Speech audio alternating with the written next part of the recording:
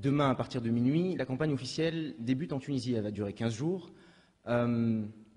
Certains vont dire qu'on sait déjà qui va sortir président et qu'il n'y a pas d'enjeu.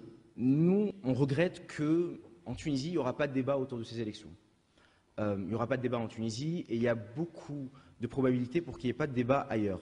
Donc nous, en tant que membres de cette association, on a considéré que c'était un enjeu, on a considéré que c'était une actualité et qu'en tant qu'actualité importante... Pourquoi est-ce qu'on a instauré une chambre des conseillers? Il y a des gens qui vont vous dire qu'elle a été instaurée pour proposer des postes à des gens dont on voulait se débarrasser. Est-ce que, je suppose que vous allez me dire non, mais est-ce qu'elle a une utilité, cette chambre des conseillers?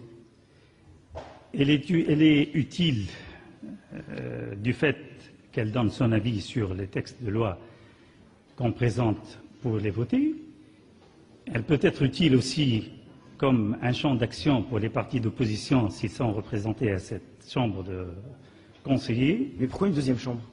Est-ce que Demandez ça veut dire que la première fait mal son travail? Écoutez, monsieur, demandez à qui a instauré cette deuxième chambre, pourquoi il a instauré cette deuxième chambre. On lui lance l'invitation. On peut tout dire sur la Tunisie aujourd'hui.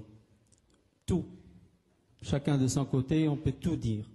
Il y a qui veulent boycotter, il y a qui veulent traiter le régime de je ne sais pas quoi. Mais on ne peut pas ne pas dire que ça marche en Tunisie. Ça marche. Écoutez. Non, mais écoutez. Comment? Je peux vous le dire si vous voulez, mais avec un taux de croissance annuel de 5%, avec des transferts sociaux qui sont importants de 61% du budget de l'État, avec une liste électorale qui a augmenté de 1 400 000 nouveaux inscrits, avec 500 000 nouveaux jeunes inscrits sur la liste électorale, je peux vous assurer que ça marche. Et je ça va marcher. Que ce que je regrette, c'est que cette misère humaine qui existe soit exploitée à des fins politiciennes. C'est ça qui me fait mal au cœur. Enfin, je vous arrête. Vous savez que excusez-moi, monsieur Khalfala. Oui. Je vous arrête. Le régime aussi joue beaucoup sur les chiffres pour expliquer qu'il fait beaucoup de choses pour les Tunisiens. C'est la règle du jeu. Absolument. Vous ne pouvez pas empêcher les gens de souligner ce qui ne va pas dans un pays. C'est le rôle de l'homme politique.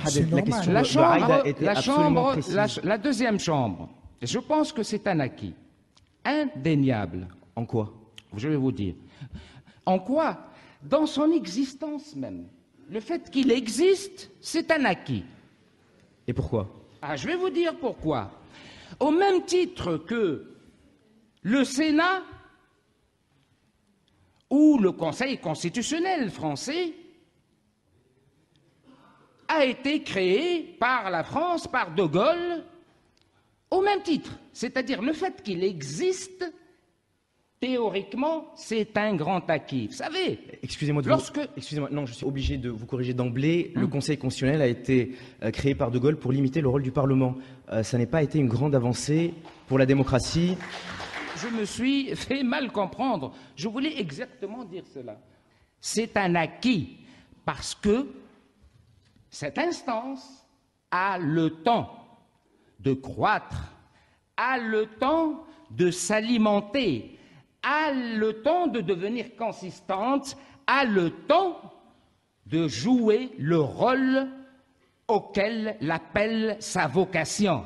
Voilà ce que je veux dire. Ça veut dire qu'elle n'a pas ce rôle aujourd'hui? En d'autres, elle a un rôle aujourd'hui. Elle a un rôle. Elle existe. Je préfère qu'elle existe plutôt qu'elle n'existe pas. Mais si voilà, tout simplement. Mais quel est son rôle si elle ne sert à rien? Elle sert à beaucoup. Et par exemple? Par exemple, elle sert à ce à quoi sa sœur jumelle en France servait.